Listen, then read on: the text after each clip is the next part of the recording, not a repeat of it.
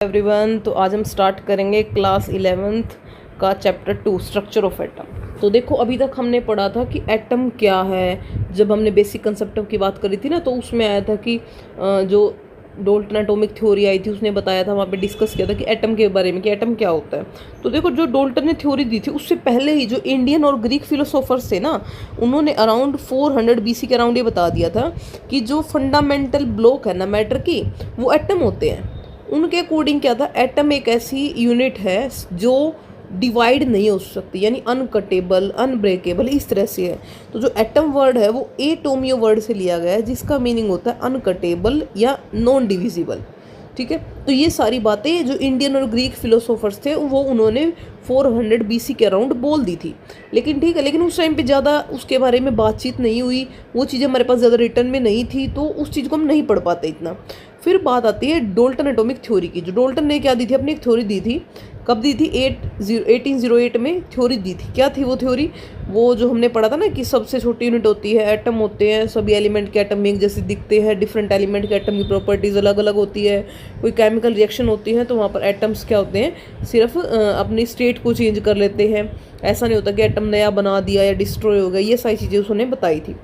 ठीक है, तो अब देखो यहाँ पर डोल्टन एटॉमिक थ्योरी में क्या था, the atom as the ultimate matter of particle. Dalton atomic theory was able to explain the law of conservation of mass, law of constant proportion, law of multiple proportion very successfully. ये सारी चीज़ें उन्होंने बताई थी। It failed to explain the result of many experiment. लेकिन वो बहुत सारे एक्सपेरिमेंट्स के रिजल्ट को एक्सप्लेन करने में फेल हो गए थे। वो कौन से थे? जैसे हमने बात करी थी कि भाई उन्होंने आइसोटोप्स के बारे में नहीं बता पाए, आइसोबार के बारे में नहीं बता पाए। साथ में क्या है, जैसे ग्लास या इबोनाइट है, उन्हें जब सिल्क के साथ रब करते हैं तो वो इलेक्ट्रिकली चार्ज हो जाते हैं, तो वो इन चीज़ों को एक्सप्लेन नहीं कर पाए थे। ठीक है, तो इस यूनिट में हम क्या पढ़ेंगे कि जो एक्सपेरिमेंटल ऑब्जर्वेशन मिली थी साइंटिस्ट को 19th सेंचुरी के एंड में और जो 20th सेंचुरी के स्टार्टिंग में, उस टाइम पे जो उन्होंने एक्सपेरिमेंट्स किए थे, वहाँ से फिर ये पता चला कि एटम के अंदर भी कुछ है। ठीक है, यानी सब एटॉमिक पार्टिकल्स प्रेजेंट है, वो कौन कौन से है, कैसे उनकी डिस्कवरी हुई, ये सब कुछ हम इसके अंदर पढ़ेंगे। ठीक है, तो देखो यहाँ पे डिस्कवरी ऑफ सब एटॉमिक पार्टिकल्स। अब यहाँ पे सब एटॉमिक पार्टिकल्स की डिस्कवरी के बारे में बात करेंगे कि जो एटम्स हैं उसके अंदर जो सब एटॉमिक पार्टिकल है वो कैसे डिस्कवर हुए हैं। ठीक है, तो अब देखो इसमें हमें एक ये डिस्कवरी के बारे में पढ़ने से पहले एक छोटी सी चीज़ का पता होना चाहिए कि जो लाइक चार्ज, एक जैसे चार्ज होते हैं वो एक दूसरे को रिपेल करते हैं, और जो अनलाइक चार्ज होते हैं वो एक दूसरे को अट्रैक्ट करते हैं। बिल्कुल सिंपल सी बात है, ये हमको याद रखनी है। अब यहाँ पे देखो 1830 में क्या हुआ था, जो माइकल फेराडे है उन्होंने क्या कहा, if electricity is pass through a solution of an electrolyte, chemical reaction occur at the electrodes which resulted in the liberation and deposition of matter at the electrodes. इन्होंने कहा कि जब इलेक्ट्रिसिटी पास करी जाती है किसी भी सॉल्यूशन में से, तो उस टाइम पे क्या होता है, अगर उसके अंदर इलेक्ट्रोलाइट है तो वहाँ पर एक केमिकल रिएक्शन होगी, और उस टाइम पे क्या होगा, जो इलेक्ट्रोड है उनके ऊपर मैटर है वो डिपॉजिट होना स्टार्ट हो जाएगा। He formulated certain laws which you will study in class 12th। तो हम क्लास 12th में जब हमारा चैप्टर आएगा ना इलेक्ट्रोकेमिस्ट्री, उसके अंदर पढ़ेंगे हम कि फेराडे ने जो लॉ दिए थे, उन्होंने ये चीज़, जो ये पॉइंट मैंने अभी बताया है ना कि अगर हम एक सोल्यूशन में से, इलेक्ट्रोलाइटिक सोल्यूशन में से इलेक्ट्रिसिटी को पास आउट करते हैं तो उसके इलेक्ट्रोड्स के ऊपर जो मैटर है वो डिपॉजिट होना स्टार्ट हो जाता है। तो इसके ऊपर उन्होंने लॉ दिए थे। फिर उन दो लॉ को हम 12th क्लास में पढ़ेंगे। 1850 के मिड में फिर क्या हुआ, 1850 के मिड में बहुत सारे साइंटिस्ट ने एक एक्सपेरिमेंट किया। उन्होंने क्या किया, एक प्रैक्टिकल एक्सपेरिमेंट किया। उन्होंने ली कैथोड रे डिस्चार्ज ट्यूब। अब एक कैथोड रे डिस्चार्ज ट्यूब है क्या, देखो इन्होंने क्या लिया, एक ट्यूब ली है ग्लास की, उसके अंदर पतली पतली थिन पीस लिए हैं मेटल्स के, जिन्हें हम बोलेंगे इलेक्ट्रोड्स। ठीक है, उन्हें उसके अंदर सील कर दिया। तो electrically discharge through the gases could be observe only at low pressure and high voltage. अब देखो, अगर हमें यहाँ पे डिस्चार्ज देखना है तो उसके लिए हमें क्या करना पड़ेगा, प्रेशर रखना पड़ेगा लो, और जो वोल्टेज है वो बहुत हाई रखनी पड़ेगी। ये है वो ग्लास की ट्यूब जिसको हम बोल रहे हैं कैथोड रे डिस्चार्ज ट्यूब। ये इधर है कैथोड, ये है एनोड। जो बैटरी के नेगेटिव टर्मिनल से कनेक्ट होगा वो होगा कैथोड, और जो पॉजिटिव टर्मिनल से कनेक्ट होगा वो होगा एनोड। और यहाँ पर मैंने क्या किया, इसके प्रेशर को तो कर दिया कम, और जो हमारा वोल्टेज है वो रख दिया हाई। अब जैसे ही हम इसको कनेक्ट करते हैं बैटरी के साथ तो यहाँ से करंट जाएगा, तो हमने देखा कि करंट पास आउट हो रहा है। अब वो करंट कैसे पास आउट हो रहा है, यहाँ पे तो कुछ है ही नहीं। तो हमने क्या किया, इसको चेक करने के लिए जो एनोड है उसको ले लिया परफोरेटेड एनोड। परफोरेटेड एनोड का मतलब है उस एनोड के अंदर हमने कर दिया छेद, ठीक है, और पीछे लगा दी मैंने जिंक सल्फाइड की स्क्रीन। अब क्या होगा, जब ये यहाँ से इधर नेगेटिव से पॉजिटिव की तरफ जब रे आएंगी तो वो इस एनोड के अंदर से पास आउट हो जाएंगी, और पीछे जब वो जिंक सल्फाइड की स्क्रीन पे स्ट्राइक करेगी तो वहाँ पर हमें एक ब्राइट स्पॉट दिखाई देगा, ठीक है। इसलिए हमें पता चल गया यहाँ से कि जो रेज है वो कहाँ से कहाँ जा रही है, वो जा रही है कैथोड से एनोड की तरफ जा रही है। तो इसीलिए कैथोड से एनोड की तरफ जाने की वजह से ही इन्हें बोला गया कैथोड रेज, ठीक है, क्योंकि कहाँ से कहाँ जा रही है, कैथोड से एनोड की तरफ जा रही है ये, इसीलिए इन्हें क्या बोला गया, कैथोड रेज, ठीक है। और इस ट्यूब को क्या बोला गया, कैथोड रे डिस्चार्ज ट्यूब, ठीक है। अब हमने ये एक्सपेरिमेंट कर लिया।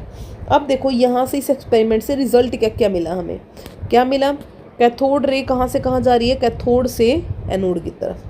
These rays themselves are not visible but their behavior can be observed with the help of certain kind of material, जिसे हम बोलते हैं फ्लोरोसेंट या फोस्फोरोसेंट, जो हमने जिंक सल्फाइड की स्क्रीन लगाई है। ये कह रहा है कि ये जो रेज है ना, ये हमें डायरेक्ट दिखाई नहीं देती, इसका बिहेवियर चेक करने के लिए हमें क्या करना पड़ता है, हमें एनोड के पीछे हमने एक स्क्रीन लगाई है, ये एक बोल सकते हैं फ्लोरोसेंट या फोस्फोरोसेंट मटेरियल लगाया जो है मेरा जिंक सल्फाइड का, ठीक है।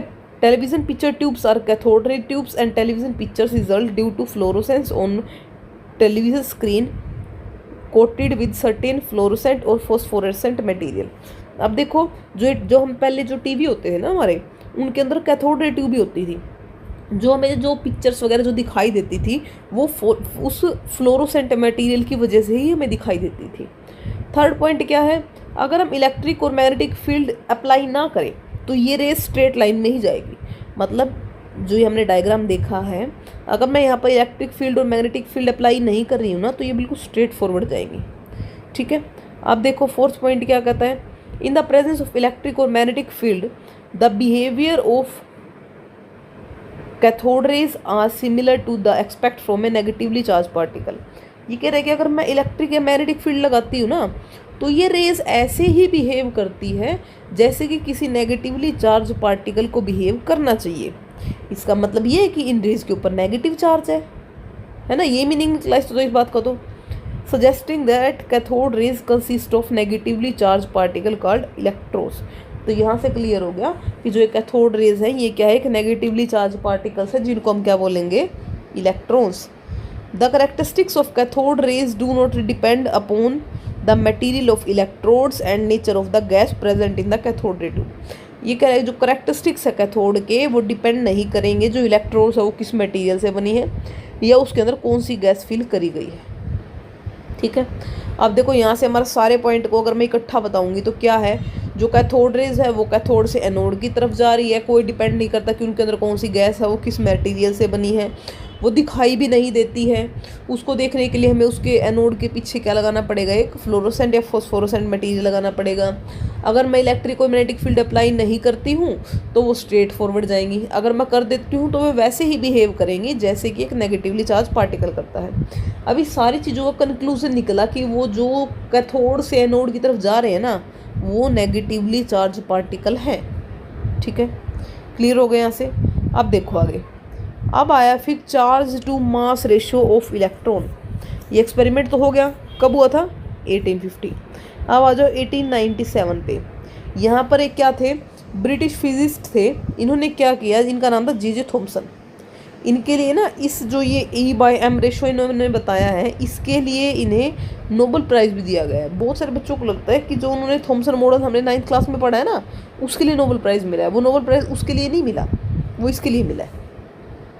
इन्होंने क्या किया, रेशियो निकाला किसका, इलेक्ट्रिकली चार्ज का और मास ऑफ इलेक्ट्रॉन का by cathode tube applying electric and magnetic field perpendicular to each other as well as to the path of electrons. इन्होंने E/M रेशियो निकाला मैग्नेटिक और इलेक्ट्रिक फील्ड अप्लाई करके, ठीक है, वहाँ से इसकी वैल्यू निकाली। When only electric field is applied, electrons deviate from their path and hit the cathode ray tube at point A। अब देखो इन्होंने क्या किया कि अगर इन्होंने कहा है कि अगर मैं सिर्फ इलेक्ट्रिक फील्ड अप्लाई करता हूँ, अब मैंने सिर्फ इलेक्ट्रिक फील्ड अप्लाई करी, इलेक्ट्रिक फील्ड में भी एक पॉजिटिव पॉइंट होगा एक नेगेटिव होगा टर्मिनल। अगर मैं उसको पॉजिटिव टर्मिनल मान लूँ ऊपर, नेगेटिव टर्मिनल मान लूँ नीचे, तो जैसे मैं अप्लाई करूँगी तो जब वो कैथोड से एनोड की तरफ जाती है ना, तो वो ए की तरफ मुड़ेगी। क्यों मुड़ेगी ए की तरफ? क्योंकि हमें पता है इलेक्ट्रॉन्स के ऊपर नेगेटिव चार्ज होता है और नेगेटिव पॉजिटिव की तरफ मुड़ेगा। ठीक है, अगर मैं सिर्फ मैग्नेटिक फील्ड अप्लाई कर लूँ, इलेक्ट्रिक फील्ड अप्लाई ना करूँ, तो वो उसके अपोजिट बिहेवियर शो करेगी, वो सी पॉइंट की तरफ मुड़ेगी। और अगर मैं इन दोनों को ही परपेंडिकुलर लगा लूँ और फिर लगाऊँ तो वो बी पॉइंट पे सीधा चली जाएगी, अगर मैं उसको बैलेंस करके करती हूँ तो यही बात इन्होंने बताई है। तो इन्होंने यही बात बोली कि अगर मैं सिर्फ इलेक्ट्रिक फील्ड अप्लाई करती हूँ तो वो पॉइंट ए पे जाती है, सिर्फ मैग्नेटिक फील्ड अप्लाई करो तो सी पे जाती है, लेकिन अगर दोनों को एक साथ परपेंडिकुलर अप्लाई किया जाता है तो वो बी पे जाती है। ठीक है रेज, तो यहाँ से ये चीज़ क्लियर होगी। अब देखो इन्होंने ये सारी चीज़ें इस पैराग्राफ में यही चीज़ें बताई गई है। ठीक है, अब देखो उन्होंने कहा कि वो कितना डेविएट करेगी in presence of magnetic field and electric field cathode rays, वो किस किस चीज़ों पर डिपेंड करेगा। फर्स्ट है magnitude of the negative charge on the particle greater the magnitude of the charge of the particle greater is the interaction with the electric field and magnetic. ये कह रहा है कि जो वो पार्टिकल्स हैं उनके ऊपर नेगेटिव चार्ज जिनके ऊपर, उनका मैग्नीट्यूड कितना है। ठीक है, सेकंड है मास ऑफ द पार्टिकल, अगर जितना कम मास होगा डिफ्लेक्शन उतना ज़्यादा होगा, यानी चार्ज ज़्यादा होना चाहिए, मास कम होना चाहिए, तो वहाँ से हमें पता चलेगा डिफ्लेक्शन कितना है। थर्ड है strength of electric and magnetic field, कि मैग्नेटिक फील्ड की स्ट्रेंथ क्या है। देखो तीन ही पॉइंट है, अगर पार्टिकल हल्का होगा, मास कम होगा तो वो ज़्यादा डेविएट करेगा।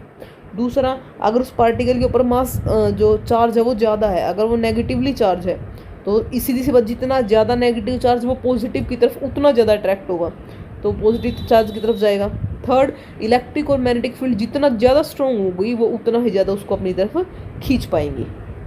ठीक है, अब देखो, अब ये पॉइंट देखने के बाद, by carrying out accurate measurement on the amount of deflections observe by electrons on the electric field strength और magnetic field strength, Thomson was able to determine the value of e by m. तो उन्होंने क्या किया, यहाँ से जो deviations को check किया, उन्होंने मेजरमेंट करी, उसके बाद उन्होंने ई बाई एम की वैल्यू निकाली।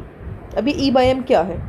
ई बाई एम है 1.758820 इंटू 10⁻11 कूलम पर किलोग्राम। ई क्या होता है? चार्ज की यूनिट कूलम, एम मास की यूनिट किलोग्राम। तो ये वैल्यू हमें याद रखनी है, 1.758820 इंटू 10⁻11 कूलम पर किलोग्राम। ठीक है, जहाँ पर एम ई है मास ऑफ इलेक्ट्रॉन किलोग्राम में, ई है magnitude of charge on the electron. ठीक है, ये इन्होंने कहाँ से निकाली है वैल्यू, कि वो इलेक्ट्रिक फील्ड और मैग्नेटिक फील्ड में जो उसके अंदर डिफ्लेक्शंस आ रही थी वहाँ से इन्होंने ये वैल्यू निकाली है। ठीक है, अब उसके बाद देखो आगे हमारा, उसके बाद आता है charge on the electron. Charge on the electron में क्या है, अब ये इलेक्ट्रॉन की जो है डिस्कवरी तो हो चुकी थी, ई बाई एम की वैल्यू भी आ गई थी। अब जो आए R.A. मिलिकन 1868 से 1953 तक इनका टाइम पीरियड, उन्होंने क्या किया, एक ऑयल ड्रॉप एक्सपेरिमेंट किया था। ठीक है, to determine the charge on the electron, ताकि इलेक्ट्रॉन्स के ऊपर जो चार्ज है उसको फाइंड आउट किया जा सके। तो वहाँ से क्या हुआ, उन्होंने फाइंड आउट किया कि इलेक्ट्रॉन के ऊपर चार्ज होता है -1.6 इंटू 10⁻19 कूलम। ठीक है, the present accepted value of the electron is 1.602176। ये इतनी लंबी वैल्यू है, लेकिन हम यही वैल्यू यूज़ करते हैं, इतनी लंबी चौड़ी वैल्यू यूज़ नहीं करते। ठीक है, तो यहाँ से जब हम उन्हें चार्ज पता चल गया, ई बाई एम की वैल्यू हमारे पास पहले ही थी। तो अब देखो मेरे पास क्या है, मेरे पास ई की वैल्यू है, किसने दी? R.A. मिलिकन ने। ई बाई एम की वैल्यू भी है, ये किसने दी थी? याद है किसने दी थी? यहीं पे पढ़ा था हमने, थॉमसन ने। तो थॉमसन ने ये वैल्यू दी थी।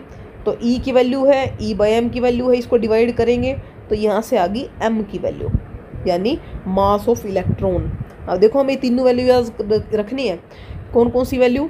फर्स्ट थी ई बाई एम की वैल्यू, फिर चार्ज ऑन इलेक्ट्रॉन, अब मास of electron. Mass of electron क्या आया?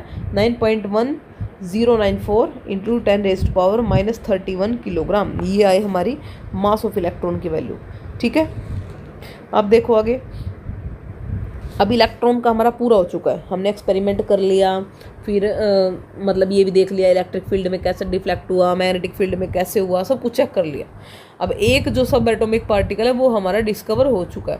अब हमें पता है जैसे आज के दिन है कोई भी चीज़ है उसका ट्रेंड चल पड़ता है, सब वही काम करते हैं, तो ये स्टार्टिंग से ही चल रहा है। जब एक ने का थोड़ा एक्सपेरिमेंट किया सारे साइंटिस्ट उसके पीछे पड़ गए, सब करने लगे, कोई कैसे कर रहा है कोई कैसे कर रहा है, तो फिर हुई डिस्कवरी प्रोटॉन्स और न्यूट्रॉन्स की। अब ये कैसे हुई, अभी तक हमने क्या किया था पिछले एक्सपेरिमेंट में, हमने लिया था परफोरेटेड एनोड। अब इन्होंने क्या किया आगे, अब यहाँ पे ले लिया गया परफोरेटेड कैथोड, यानी कैथोड को परफोरेटेड कर दिया गया, ठीक है, उसके पीछे जिंक सल्फाइड की स्क्रीन लगा दी गई, ऐसे किया हुआ। अब देखो electric discharge carried out in the modified cathode ray tube lead to the discovery of canal rays. अब जो देखो हमने पिछले एक्सपेरिमेंट में क्या किया था, हमने इस तरह से ट्यूब ली थी, इस साइड कैथोड था, इस साइड हमारा एनोड था, इसको परफोरेटेड कर दिया था। अब हम क्या करेंगे, इसको परफोरेटेड करेंगे और इसके पीछे जिंक सल्फाइड की स्क्रीन लगा देंगे। यहाँ से यहाँ जो रेज जा रही थी उनको बोला था कैथोड रेज। अब यहाँ से यहाँ जो आएगी उसको बोलेंगे कैनाल रेज, ठीक है, जो क्या है पॉजिटिवली चार्ज पार्टिकल, क्योंकि हमें पता है कैथोड पे नेगेटिव चार्ज होता है, तो नेगेटिवली चार्ज पार्टिकल थे इलेक्ट्रॉन्स। अब ये क्या आएंगी, positively charge particle. The characteristics of these positively charge particles, अब इनके क्या पार्टिकल्स है, क्या करेक्टरिस्टिक्स है, सेम एक्सपेरिमेंट किया है, कोई खास डिफरेंस नहीं है, सेम एक्सपेरिमेंट किया है। फर्स्ट पॉइंट क्या है, unlike cathode rays mass of positively charge particle depend upon the nature of the gas. अब जैसे जब हमने एनो उसकी कैथोड रेज की बात करी थी तो हमने बोला था कि वो गैस के ऊपर डिपेंड ही नहीं कर रहे कि कितने पार्टिकल जाएंगे नहीं जाएंगे, कुछ भी है वो गैस के ऊपर डिपेंड ही नहीं करा। अब यहाँ पर क्या है, ये कैथोड रेज की तरह नहीं है, ये किसके ऊपर डिपेंड कर रहा है, ये जो एनोड रेज है या जिनको हम कैनाल रेज बोल रहे हैं, डिपेंड करता है कि उसके अंदर डिस्चार्ज ट्यूब के अंदर कौन सी गैस ली गई है और वो कितनी ज़्यादा अमाउंट में ली गई है, ठीक है, क्योंकि ये क्या है, these are simply the positively charge gases ions. ये क्या है, पॉजिटिवली चार्ज गैसेज आयंस है जो एनोड से कैथोड की तरफ आएंगे, ठीक है। The charge to mass ratio of particle depend on the gas from which these originate. और वहाँ पर जो ई बाई एम की वैल्यू आएगी वो फिक्स नहीं है, वहाँ पर हमारी ई बाई एम की वैल्यू फिक्स थी, क्या थी, 1.758820 इंटू 10⁻11 कूलम पर किलोग्राम, ये वैल्यू थी ना ई बाई एम की। यहाँ पर वो वैल्यू चेंज होएगी, डिपेंड करेगा कौन सी गैस ली गई है। Some of the positively charge particle carry a multiple of the fundamental unit of electric discharge. ये कह रहा है कि जो पॉजिटिवली चार्ज पार्टिकल है कईयों की तो क्या है, जो हमारा फंडामेंटल यूनिट है ना उससे कई गुना मास है उनका, ठीक है, जितना होना चाहिए ना फंडामेंटल यानी कि जो बेसिक मास है उससे कई गुना ज़्यादा मास आ रहा है। फोर्थ पॉइंट है, behaviour of this particles in the magnetic and electric field is opposite to that of the observed for electrons और कैथोड रेज। इनका बिहेवियर जो हमारा कैथोड रेज है उससे बिल्कुल अपोजिट है, ठीक है। देखो वो नेगेटिव चार्ज थी, पॉजिटिव चार्ज, तो अपोजिट तो बिहेवियर होना ही है, बस फ़र्क कितना है, उनमें गैस के ऊपर डिपेंड नहीं करते थे, इसमें गैस के ऊपर डिपेंड करेंगे। उसमें ई बाई एम की वैल्यू फिक्स होती थी, यहाँ पर गैस के ऊपर डिपेंड करेगी, ठीक है। वहाँ पर क्या था, फंडामेंटल जो मास आया था हमारा, उस मास था सबका वो सेम था, यहाँ पर मास सेम नहीं है, किसी का मास जो बेसिक फंडामेंटल यूनिट है उसके बराबर है, किसी का कई गुना ज़्यादा भी है, ठीक है। उसके बाद देखो, the smallest and lightest positive ion was observed from hydrogen and was called proton. और जो सबसे छोटा और लाइटेस्ट जो हमारा पॉजिटिव आयन निकल के आया वो था proton. This positively charge particle was characterized in 1919 में ये क्या हुआ इसके बारे में बताया गया। Later a need was felt for the presence of electrically neutral particle as one of the constituent of an atom।